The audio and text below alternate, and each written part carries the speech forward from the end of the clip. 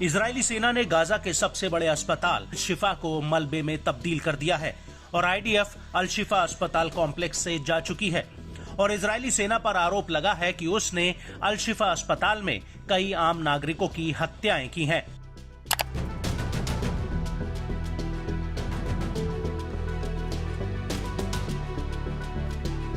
लेकिन इन आरोपों के बीच इजरायली सेना पर अब एक बहुत बड़ा आरोप लगा है, जिसको लेकर अमेरिका समेत दुनिया के कई देश इजरायल की कड़ी आलोचना कर रहे हैं। दरअसल इजरायली एयरफोर्स ने एक एयर स्ट्राइक की है और इस हमले में वर्ल्ड सेंट्रल किचन नामक एनजीओ के 7 वर्कर्स मारे गए हैं, जिनमें से कुछ विदेशी वर्कर भी शामिल हैं। इस हमले को लेकर इजरायल पर आरोप लगा है कि उसने जानबूझकर वर्ल्ड सेंट्रल किचन के कर्मियों को निशाना बनाया है।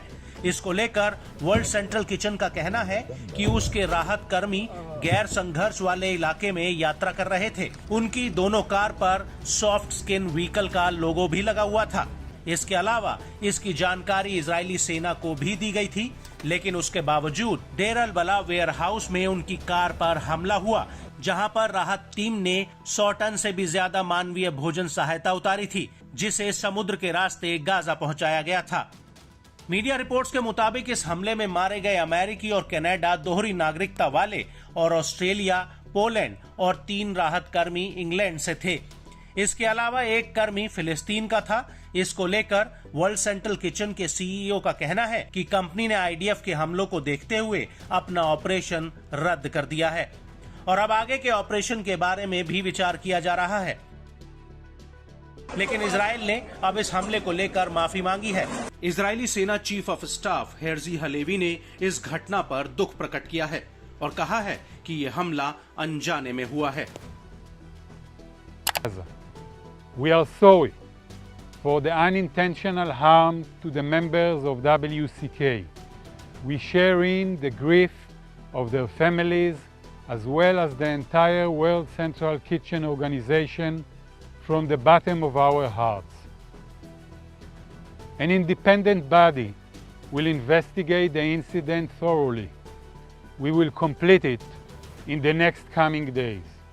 We will learn from the conclusions and implement them immediately. We will share in full transparency the findings of the investigation with the World Central Kitchen and other international relevant organizations. We see great importance in the continued delivery of humanitarian aid, and we will keep working to facilitate this vital effort. वहीं Israel के प्रधानमंत्री Benjamin Netanyahu का भी इस घटना पर बयान आ गया है। नेतन्याहू ने अपने बयान में कहा कि ये अनजाने में हुआ है। हम ये सुनिश्चित करेंगे कि ऐसा दोबारा ना हो। לצערנו ביממה האחרונה היה מקרה טרגי של פגיעה לא מכוונת של כוחותינו באנשים חפים מפשע ברצועת עזה. זה קורה במלחמה, אנחנו בודקים את זה עד תום, עומדים בקשר עם הממשלות ונעשה הכל כדי שהדבר הזה לא יישנה שוב. नेतन्याहू के अलावा इस पूरे मामले पर अब अमेरिकी राष्ट्रपति जो बाइडेन का भी बयान सामने आया है।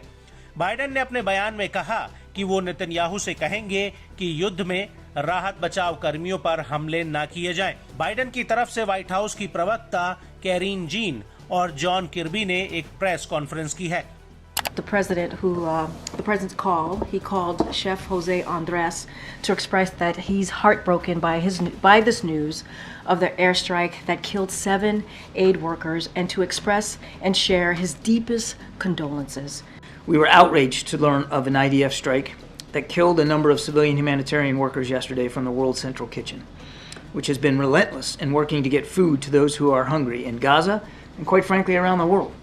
We send our deepest condolences to their families and loved ones.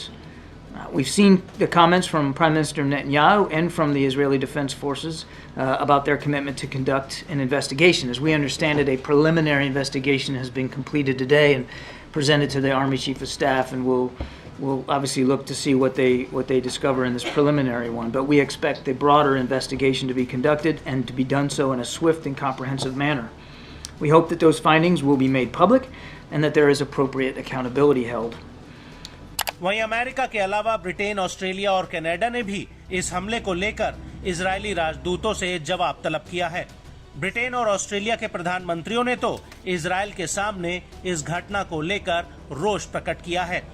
Britain के प्रधानमंत्री का कहना है कि उन्हें इस घटना से गहरा धक्का लगा है।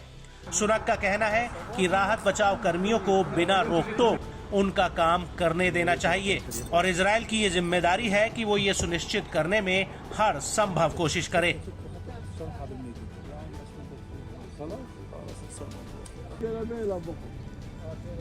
والله ما قلت والله حاج فك اليهود هو